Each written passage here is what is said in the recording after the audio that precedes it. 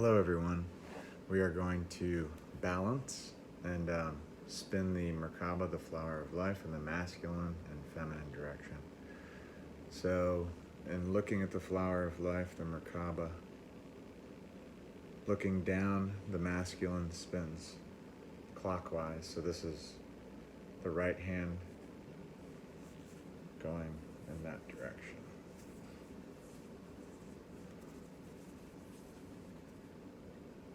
That's the masculine direction. Then this is the feminine.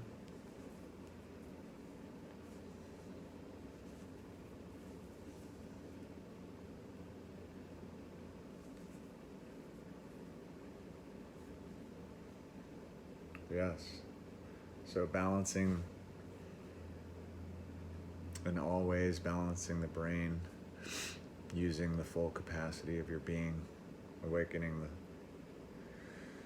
third eye and the crown through the flower, connecting to the source love and the infinite beingness and beyond infinity. Love you all.